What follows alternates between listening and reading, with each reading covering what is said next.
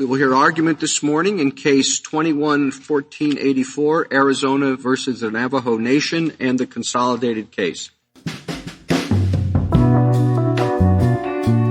Hey everyone, this is Leon from Prologue Projects.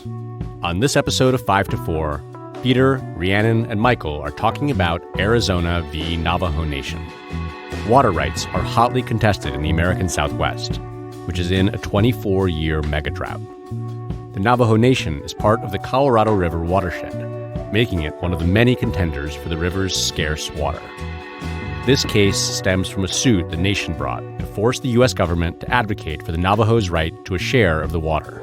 But in a 5-4 decision, the Supreme Court held, "You're on your own." That's the takeaway after the U.S. Supreme Court ruled the United States is not obligated to help secure the water supply for the Navajo Nation.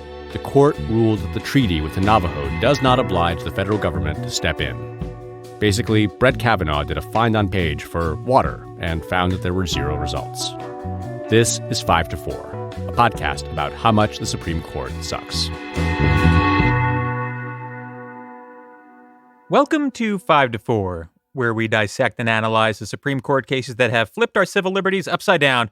Oop. Like the Alito family's American flag. Oop. Yep. Hey. I'm Peter. Oopin' and boopin'. I'm here with Rhiannon and Michael. Hey, everybody. Most predictable metaphor in all of 5-4 history. Yep. Of course, our recording last week just missed this. So we're coming, a couple weeks behind the ball here. Yeah. But surely we cannot let this moment pass us by without discussing on the podcast that it has been revealed that shortly after January 6th, Sam Alito's household was flying the American flag upside down, which signals an allegiance to the Stop the Steal conspiracy theory. Right. Yeah. Adhered to by 4chan users everywhere. lowest morons in our society. Yeah. Quickly after was revealed that Sam Alito sold Bud Light stock during the Bud Light boycott by far-right conservative freaks because Bud Light had a single Instagram partnership with a trans person. Yep.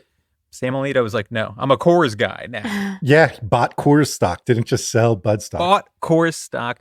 This has contributed basically nothing to our understanding of Sam Alito, except that it confirms our suspicions that he is like deep in the sauce. Yes. And I think, we've referred to him on the podcast as like a Fox News kind of guy. Yeah. And I think it's pretty clear that that's wrong now, that he's a Newsmax, One America news guy. Yeah. Right. Uh-huh. That's right. It's a step above, actually. Yeah. He's deeper than that shit. Yeah. I mean, this guy might be getting, those places get their cues from like the darkest recesses of the internet. Mm-hmm. And I would not be surprised if Sam Alito is too. Like, right. if he's like poked around some pretty gnarly websites. I don't know. He's pretty old. He doesn't know how to use the internet, Yeah, but he's looking for things to make him mad, Yeah. Yeah, exactly. And they can't tell the difference between like reputable websites and not one. Right. Okay. Yes. You know what I can see in my mind's eye is that he sees the stuff. He sees the headlines from these places, the posts, etc., on Facebook. Yeah. That's his intake. And that's how he gets connected from one website to another. And then all of a sudden it's about people's skull sizes. Right. Yeah. Right. I bet he's got a Twitter account or a Truth Social account. I also think it's important to realize that social media has melted a lot of previously moderate brains. I used to work with a guy who was reasonably intelligent, very well-read, knew a ton about history. But like after 2020, I was like making fun of him for being a Republican shortly after January 6th. And he was like, well, yeah, like I don't believe in a big conspiracy, but like there's some of that video footage of like the ballot handlers who, I don't know what they were like, they were up to something. You know what I mean? Like they're all like a little bit fucked in the head now. Yeah. No one's safe. If someone describes themselves as a Republican, they are unwell. They are unwell in the head. Yes. Yeah. That's right. All right. Well, today's case, Arizona v. Navajo Nation. This is a case from last year about water rights, specifically water rights for Native tribes. I'm going to provide some quick background history here. Yeah. Back in 1868, in the wake of the Mexican-American War, there were ongoing hostilities between the United States and the Navajo. And the United States set about on a campaign to force the Navajo into a reservation. They did this by engaging in a violent, scorched earth campaign to starve them, destroying their crops and supplies, which worked, resulting in a Navajo surrender. After that, they eventually signed a treaty, the Treaty of 1868, that confined them to a reservation, now the largest in the country. The crux of this case is that no one has ever assessed the water rights of the Navajo Nation, which is a problem because the American Southwest is currently in a lengthy drought with minimal water access for the tribe. In case you aren't aware of what water rights are, it's got to do with like property rights and stuff. But the quick and dirty is just, it's about your ability to access and use water that runs through or is adjacent to your land. And the limits on how you can use that water. Like you can't just build a dam and dam the Colorado River because it runs through your property and everybody who's downstream of you tough shit. Right? Right. So that's kind of what's at issue here. Right. That's all that's happening. The Navajo are asking to clarify their water rights. And the Supreme Court, in a 5-4 decision, said that the government has no obligation to provide them with access to water. Bree, I'll let you give a little more color here. Yeah, it's that dark, and maybe our role today is just providing a little bit of detail to the darkness. So, Indian law. We've talked in other Indian law cases about tribal sovereignty, tribal rights. We've talked about treaties that govern the federal government's relationship to tribes, congressional acts that have historically modified those relationships. This case has it all. Plus, impending climate crisis. Yep. Incredible stuff. So let's go back in history a bit because, yes, this case gets to the Supreme Court in 2023, but a lot of the case deals with the language in that treaty that Peter mentioned from 1868. Remember, by and large, the relationship between the United States and Indian tribes is governed legally by treaties. This is because, in a sort of general sense, the U.S. government treats or is supposed to treat tribes as separate sovereigns, right? Like they are separate countries from the United States. So just like the United States can sign a treaty with Canada or Brazil, the U.S. signed treaties with Indian tribes that lay out what that relationship is, right? What agreements those two parties have come to that will define how they interact with one another. So the treaty that's at issue here, and it's not even that it's at issue, Navajo Nation is just asking for some things to be defined and clarified, right? And the Supreme Court is fucking it up.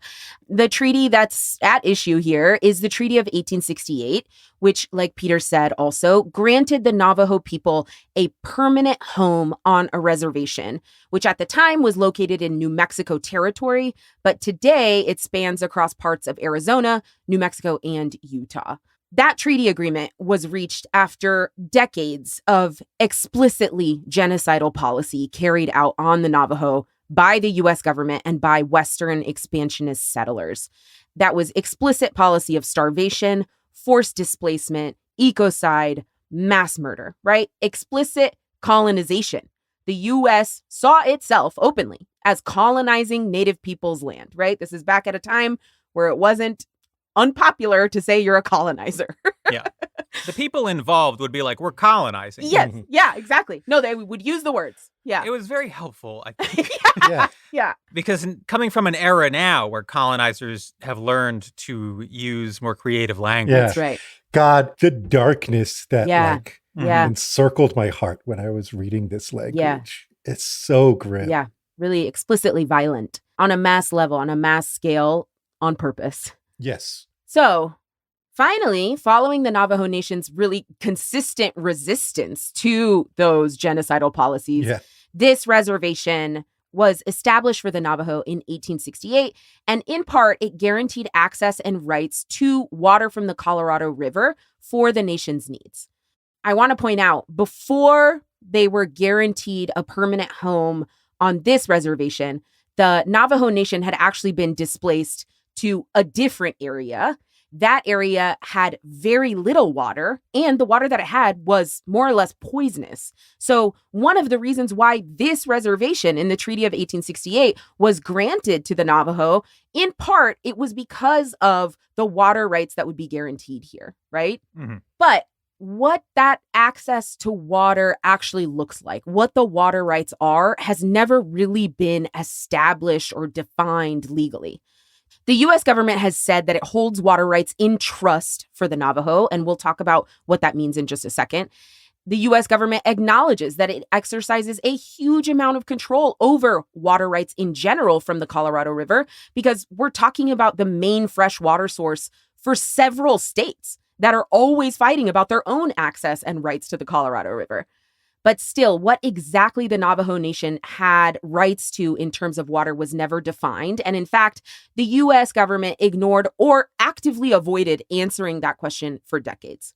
Many, many interstate agreements were entered into. Many congressional acts were passed since the signing of the treaty in 1868, and they have defined who can use what and how from the Colorado River. There's been a ton of litigation by states and other actors about their own access to the Colorado River and how the federal government grants that access. The state of Arizona brought a case that in 1964 resulted in a federal decree that basically allocated between a bunch of parties access to the lower basin Colorado River, including some of those parties included some other tribes, but not the Navajo. The Navajo asked repeatedly to be included in these decisions, and they were basically always ignored. So over and over and over again, until the Navajo Nation decided to file this lawsuit, right? Asking a federal court to force the U.S. government to make an assessment about what the water needs are of Navajo Nation, and then to make a plan to meet those needs based on the promise in that treaty from 1868. The promise that those reservation lands were given to the Navajo Nation as a permanent homeland. So, in other words, what is Navajo Nation asking for in this lawsuit, which goes up to the Supreme Court? They're asking that the United States assess what water rights it holds in trust for the tribe. And they're asking for a plan that if it turns out that the U.S. has misappropriated, used those water rights incorrectly, or withheld those water rights, the tribe wants the federal government to come up with a plan to set things right. Mm-hmm. Mm-hmm. So let's talk about the law here. And I think to understand this case, you need to understand that there are two competing conceptions of what Indian treaties actually mean and what Indian reservations actually are here. The government, the federal government, wants to treat the treaty as if it is a grant of property rights, meaning that the federal government gave the tribe a chunk of land and everything that comes with the land, but that's it. Its obligations essentially end there. The tribe, on the other hand, is arguing that the relationship is properly understood, as Ree said, as a trust. The federal government holds this land and its assets in trust for the tribe, which means that they have a duty to fulfill the purposes of the treaty. Right. Meaning a duty to make the reservation a place where people can actually live.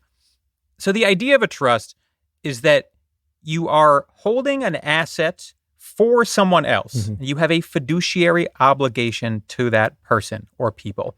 A classic example is if you are holding money in trust for a child until they turn 18. Right? That means you have obligations to act in good faith in handling that money on behalf of the child, right? Yeah. So the principle here is that maybe the federal government has an obligation to handle the land in question in the interests of the tribe, right? Which would include providing them with access to water, because you need water to live. Yeah, period. An important fact to remember. As we move on through this opinion. Yeah. Yes. The court, with the majority written by Brett Kavanaugh, embraces the property rights idea. They basically say, look, the treaty gave you this land, and that's really it. So if the land doesn't have easy access to water anymore, tough shit, right? He does like a textual analysis, and since the treaty doesn't say anything specific about water, he's like, well, the federal government, therefore, has no obligation to affirmatively provide water access. The problem that Kavanaugh has here is that the court has held in the past that the federal government actually does have a trust relationship with the tribes. Yeah. which is exactly what the Navajo are arguing, right? They didn't make this up. Right. He says, quote, "To be sure, this court's precedents have stated that the United States maintains a general trust relationship with Indian tribes, including the Navajos.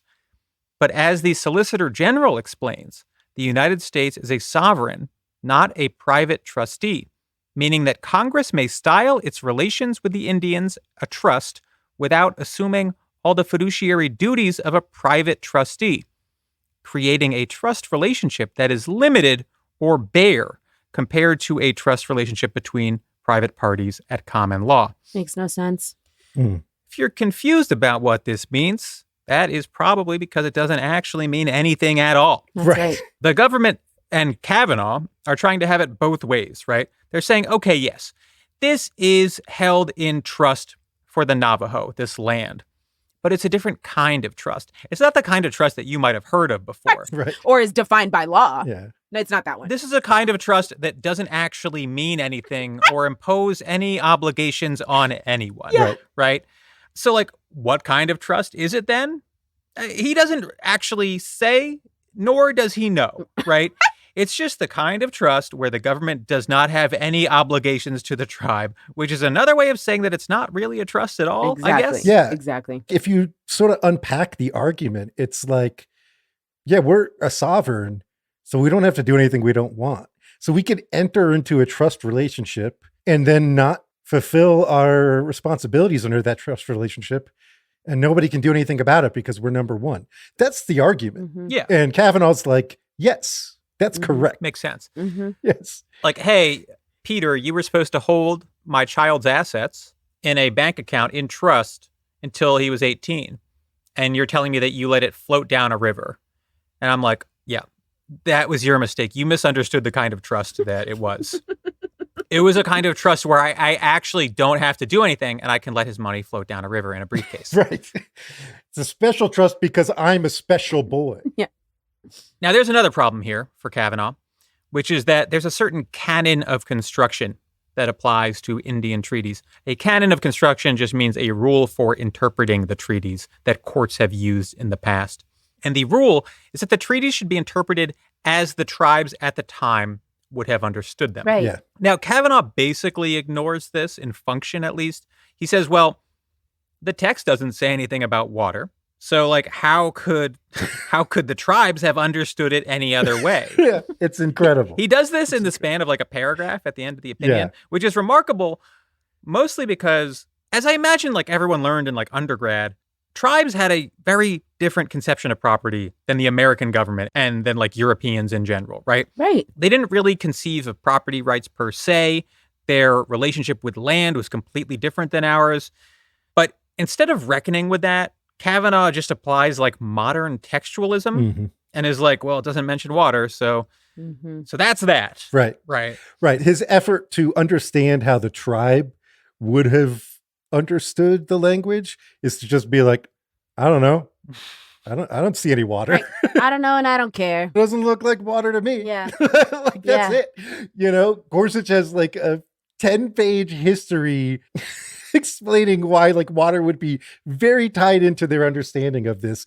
And Cav's just like, well, I don't know. I don't see the word water. So, right. Yeah. And there's no contention whatsoever from Justice Kavanaugh about why that canon of construction is even there, right? Like why there would be a general rule created by judges and courts over the years that treaties should be interpreted as the tribes at the time would have understood them. Gorsuch goes into this later, but there's a reason why that rule exists. The reason being that you have to recognize the power imbalance between the U.S. government negotiating with tribes, right? At the time that these treaties were being drawn up, number one. Number two, you have to recognize that there were factually like language barriers to these treaties being drafted, legal understandings, conceptions of land, property ownership, what it means to have a homeland, what it means to live somewhere, right? That were completely different between the two parties. And then on top of that, also being mistranslated, right?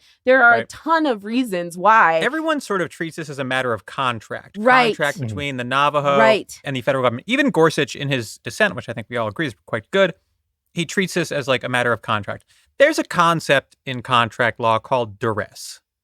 Now, if I am like, hey, sign this contract to give me $25,000, and you're like, no. And then I'm like, oh, I know how I'm going to make this happen. I put a gun to your head. Right. And I say, now sign it. Right. Yeah. And then you sign it. Yeah. And then later in court, I'm like, Your Honor, he signed it. Believe it or not, that's not enforceable. Yeah, because exactly. he can raise a defense called duress. I was under duress. Right. Yeah. Apparently that applies to individual contracts, Right. but not when we are like beating a people into submission with forcible starvation, Right. Right. I guess. Yeah.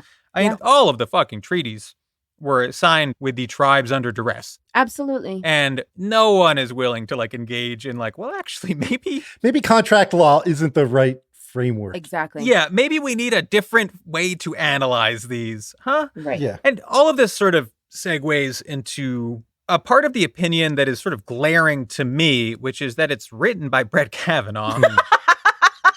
There could be nothing more emblematic of the ideology that this opinion embraces than the fact that this issue involving like complex history, cultural and political differences, we get this fucking frat boy moron to handle. Yeah. Yep. You know what I mean? Mhm. Yeah. And the opinion itself and the sort of dialogue between the majority and the dissent, it goes as you would expect a debate between a scholar and a frat boy to go. Yeah. You know what I mean? Yes. I think it's time for a break. And we're back. The majority opinion has a sort of belligerence to it in its like unwillingness to care about or even contemplate the history, the cultural context. The opening line of the opinion is, and I quote, "In 1848, the United States won the Mexican-American War and acquired vast new territory from what would become the American West." So like right off the bat being like, first of all, we won this land fair and square. Yeah. I want to get that straight. Yeah, yeah. I want to get that straight. Uh-huh. We colonized the land. Don't you see? We colonized Yeah. the land. It's ours. First of all, scoreboard. All right, we won. Yeah. Yeah. Then there are also like these like little obnoxious things throughout. Like he says that the treaty established a large reservation for the Navajo. Now, it's a large reservation now, but when it was established, as Gorsuch mentions in his dissent, it was actually considerably smaller per capita than contemporary reservations. So like just to call it a large reservation for no reason Right. other than to make it seem like this was all on the up and up. Yeah. Right? Yeah. And they got a good deal. So why are they complaining? Yeah. Yeah. Right. Just this perfect little Kavanaugh touch, because like it's a minor detail in terms of the case, but it like speaks to his whole worldview. Exactly. Yeah. Yeah. Totally. Yeah. Another annoying little detail that like bugged me every time I read this is he says in the treaty, the Navajo promised to make the reservation their permanent home, which is like, if you read the Gorsuch dissent, he very much frames it as like the permanent home phrase is like a promise from the government Right. that this will be a habitable Right. place you can live forever. Right. Right. And Cav is reframing it as like, they promised they'd stop bitching and Right. settle down Yeah. already. Yeah. You know, like just totally inverting it. It's so fucking dishonest. What's very honest, on the other hand, Nice. is Clarence Thomas's concurrence. And I appreciate it. Thomas is just like, look, man, fuck this trust shit. Yeah. He's like, we've said the government has like special responsibilities and trust relationship, and we just shouldn't. Like, I don't think we should. I don't Yeah. like it. We should do away with it. Yeah. And specifically, he mentions this canon of construction Peter mentioned. So the canons of construction are just basically rules for how to interpret statutes, treaties, the Constitution, etc., that are developed by courts. They start really, a judge writes something in opinion, and then other judges like it and they cite it, and it becomes popular enough that the court is just like, that's canon now. That's how you think about this. Yeah. Yeah. That's how you think about items in a series in a statute. That's in A New Hope. Yes. Yeah, that's canon. That's canon. That's canon. Right. So he's like this Indian canon that you have to interpret treaties the way an average tribe member would have understood them.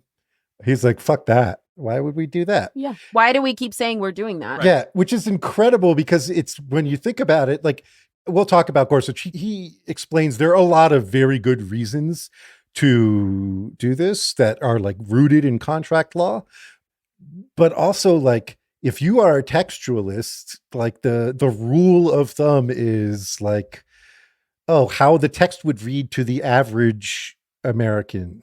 And if you're an originalist, it's like how the Constitution would read to the average American at the time it was drafted. Mm-hmm. And so this is very much just like how the treaty would read to the average Navajo at the time it was drafted, right, which makes perfect sense. Right. Like, it's just... So for him to be like, let's get rid of that, like, fuck that, it's so wild. Right. It's so... but like you mentioned, there's an honesty to it because... Yeah, he's just like, fuck this. Kavanaugh is just like, oh, no, it's a trust, but it's not like normal trust. This is a crazy trust. Yeah.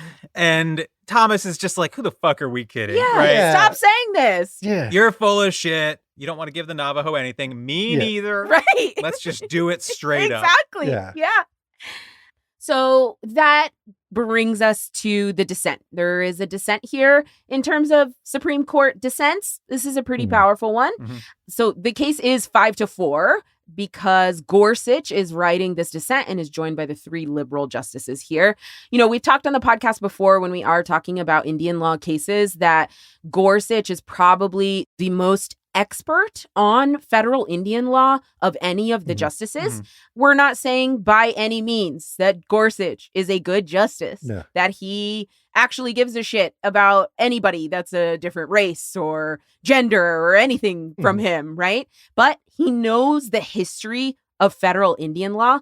And I think he just takes that history and takes the text of these treaties, these acts of Congress, all of that. He really does look at it in a more holistic way than anybody else on the court does. Yeah. He's interested in it. Yeah. Which is like more than you can say for, I think, literally everyone else who's been on the court for the last 50 years. Exactly. And so he's interested in it. He knows the history. And so when he looks at the text of a treaty, for example, to him, it's like, no, this should be meaningful. Right? Like, I'm not just going to toss this away. We should give meaning to these words here, right? Yeah, I think like the key thing to understand about Gorsuch is that he's like a self-righteous prick. Yeah. And I choose those words actually very carefully. Like, he is extremely self-righteous and sort of is just like, yeah, what we think is right, and we rule how we rule, and we let the chips fall where they may, and we don't really worry too much about the consequences because we are righteous. And that's very bad when it's like, well, let's just undo the New Deal and totally level the administrative state. But on the rare case when it's like something he's kind of right about, it's pretty great because he's like, look, the treaty, we made promises. And I don't care if it's politically inconvenient to hold the United States to its promises. We made promises. So we got to hold to them. And that's it, you know? Yeah, exactly. And there were reasons for making the promise the way we did. And so that's it, right? He lays it out really, really clearly in the beginning of his dissent. And so I just want to read kind of like almost the first paragraph. He says, the Treaty of 1868 promises the Navajo a permanent home. That promise, read in conjunction with other provisions in the treaty, the history surrounding its enactment, and background principles of Indian law, secures for the Navajo some measure of water rights. Yet even today, the extent of those water rights remains unadjudicated and therefore unknown. What is known is that the United States holds some of the tribe's water rights in trust, and it exercises control over many possible sources of water in which the tribe may have rights, including the mainstream of the Colorado River. Accordingly, the government owes the tribe a duty to manage the water it holds for the tribe in a legally responsible manner. In this lawsuit, the Navajo asked the United States to fulfill part of that duty by assessing what water rights it holds for them. The government owes the tribe at least that much. Yeah. I mean, just pretty clear, right? It's not about social justice to Gorsuch. It's just like, this is what the lawsuit is, you know? Yeah, I mean, he's still with tribal rights, because I think people really get baffled by this. And I think part of it is just like, this is his ideology. He cares about the tribes. And maybe that's the simplest way to look at it. But he's a doctrinalist. He becomes like hooked on the idea that a certain doctrine, a certain interpretation of the law is correct. And he's become interested in this. Yeah. And there's actually no like really strong countervailing theory of tribal law other than like, you should probably recognize the treaties. Right. Yeah. Like the project of the federal government has been to just sort of steadily unravel the treaties, right, over the course of 150 years. And Gorsuch is just looking at that being like, what the fuck? Like, they're treaties, right? We should treat them like anything else. Yeah. Right. And there's honestly no counter argument to that. So Exactly. he remains self-righteous in this regard. Yeah, yeah. And just to delve in a little bit into like his approach on the case here, you know, as opposed to Kavanaugh, who's saying this is a contractual relationship where the U.S. government has already given whatever it was supposed to give, basically the land itself, literally, and there's no affirmative duty for the U.S. government to do anything other than that. Gorsuch also treats this relationship as contractual, but goes into what some real contractual obligations would be, right? If it was actually like a full-throated contract that actually put obligations, if it was actually a real trust legally that gave the United States a fiduciary duty to the tribe, right? So he says plainly, a treaty with Indian tribes, a treaty is a contract between two sovereign nations. But then he goes into, like I mentioned before, we have to note historically the power imbalance that was at play when that treaty was drawn up, or if you want to look at it this way, when that contract was entered into, right? Right. Like Peter said, basically, every tribe that entered into a treaty with the United States government was under duress. Every tribe had suffered decades of explicit genocidal policy, right? And so you have to take that into account when interpreting these contracts, i.e. these treaties, when you're interpreting it to decide what the obligations are for the U.S. government, for the tribes. It has to be interpreted in favor of recognizing those full obligations, right? The fact that it's a treaty creating a fiduciary relationship, according to Gorsuch, means there's a duty at the very least to account for what those obligations are, right? Brett Kavanaugh in the majority is just saying, it's a trust, but it's not a real one. This is a contract and it's over, right? And Gorsuch is saying, no, this is a contract that at the very least creates a duty to say what the obligations are. And then getting even more specific, if you are reading the treaty as a contract in this way, he says, granting a, quote, permanent home necessarily implies certain benefits for the tribe, including obviously water, right? Or at least a clear definition of what those water benefits are. Can we pause on that? I mean, So Kavanaugh is trying to do this like textualist analysis of the treaty and is basically like, doesn't say anything about water. Yeah. And Neil Gorsuch is being like, well, yeah, but come on. Like, it says that this will be their permanent home, which, like, surely implies that it's habitable. It will be habitable, right? Right. There has to be some implication that the land is land that you could build on, where you could raise your children. Right. All of the things that you need for a society to function, right? This treaty was entered into because the prior reservation was not habitable. Right. Exactly. And this was like an effort to make that right, to find a place for them where they could actually settle and live and have agriculture and all that. So like, yes, the problem being solved here was that they had been driven to arid land without water. And we're like, if you don't fix this, we're just going to fucking leave. Right. And if a contract says, I will provide you with a home, is it really like anti-textualist to be like, well, that should include water, right? Like, if we were to have a dispute and like in the dispute, I was like, all right, let's resolve this. I will give you a home. And then like, you show up and it's a barren patch of dry land and I'm running away as fast as I can. Right. Would you be like, well, he got me fair and square on the contract? Exactly. No, you'd be like, that's not what the fucking contract said. It said a home. Exactly. It's not a home. Yeah, Gorsuch says it explicitly. And I do want to continue to recognize that the framework of approaching this as if it is contract law is problematic, right? There are limitations which we'll talk about in a minute. But Gorsuch says, approaching this as a contract, quote, as both parties surely would have recognized, no people can make a permanent home without the ability to draw on adequate water. Otherwise, the tribe's land would be practically valueless, defeating the declared purpose of the treaty, right? Okay, maybe it doesn't say water rights specifically in this contract.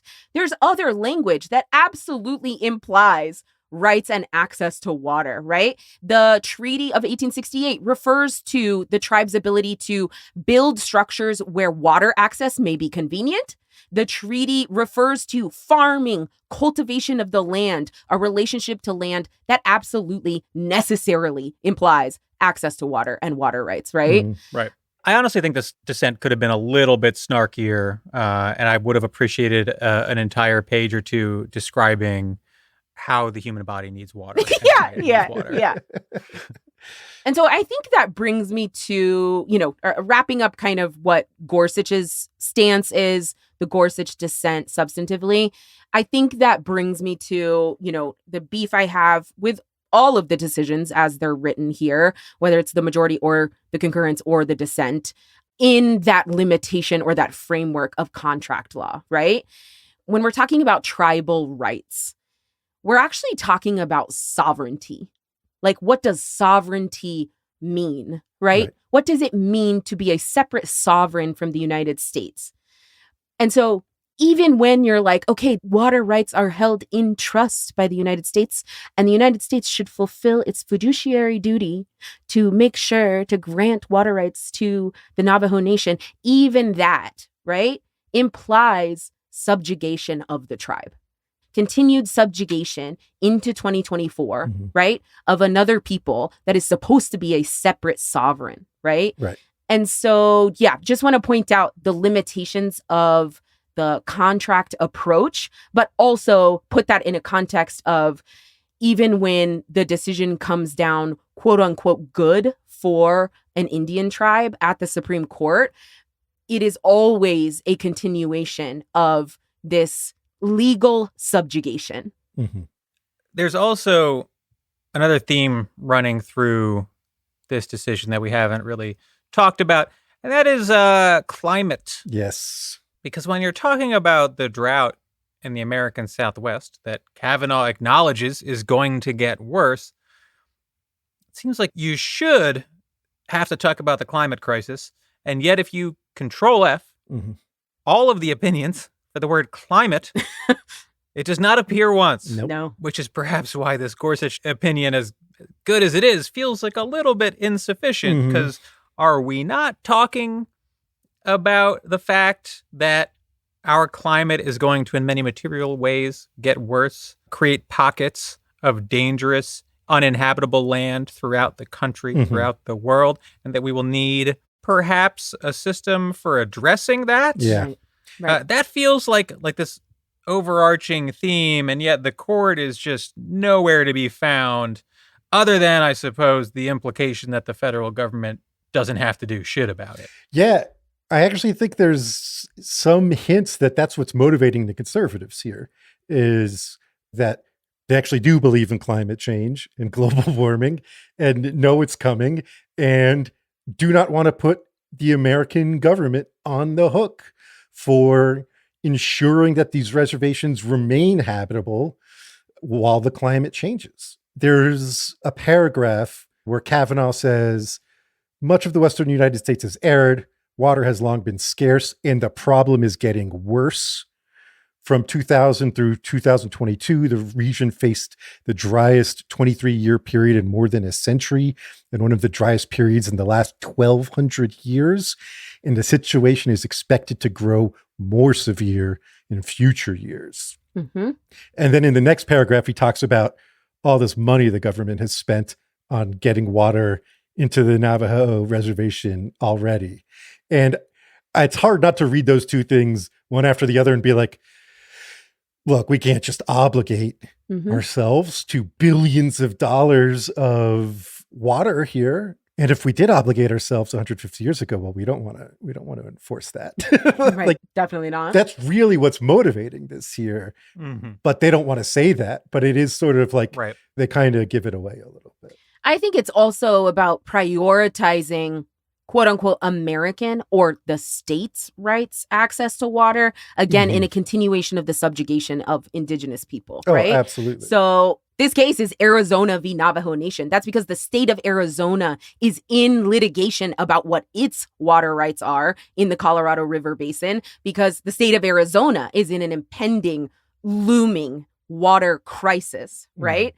So not mentioning it at all is a complete erasure of why these cases are even at the court, why this is an important issue right now, and how the Supreme Court here is prioritizing water rights, environmental rights at all, if we can call it that, for quote unquote Americans, right? And US states over Indian tribes. Right. And I use those words like Americans and US states purposely here, because what I'm saying is that Brett Kavanaugh, to the extent that he recognizes this separate sovereign idea, right? That federal Indian tribes are, to some extent, separate countries from the United States.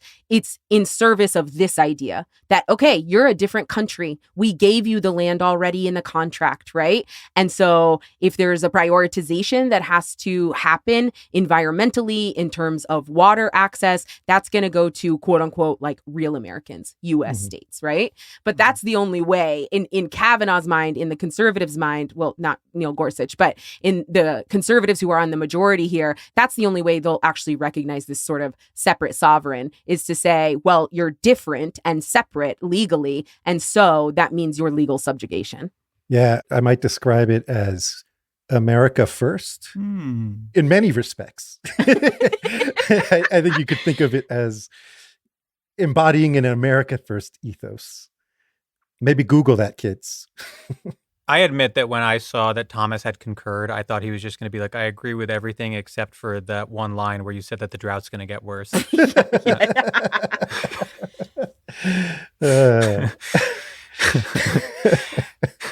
guess the last thing I'll say about this is that the policy of the government in the 1860s was to starve the tribes into assimilation or their own destruction. That is no longer the express policy of the United States government. But like, you'd be hard pressed to figure that out if you were just looking at it. You know what I mean? Yep.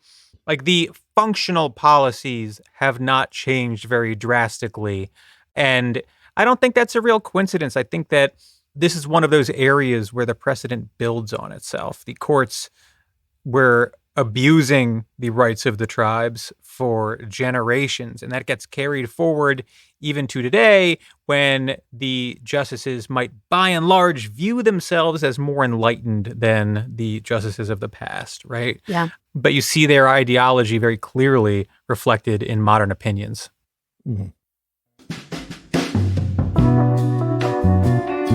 All right, next week we are doing a premium episode about Sam Alito, but specifically the ongoing saga of the various bizarre flags being flown by the Alito family, and what it says about Sam and his wife and Democrats and the media. Should be a good one. Subscribe to our Patreon, patreon.com/54pod, all spelled out, for access to premium episodes like that one, special events, our Slack, all sorts of shit. Follow us on social media at 54pod. We'll see you next week. 5 to 4 is presented by Prologue Projects. Rachel Ward is our producer. Leon Nafok and Andrew Parsons provide editorial support. And our researcher is Jonathan DeBruin. Peter Murphy designed our website, 54pod.com. Our artwork is by Teddy Blanks at Chips NY, and our theme song is by Spatial Relations. So, turned our civil liberties upside down? Well, obviously that's what I'm doing, so shut up. That's literally exactly what I'm doing. Yeah. Yeah. We can Easter egg that.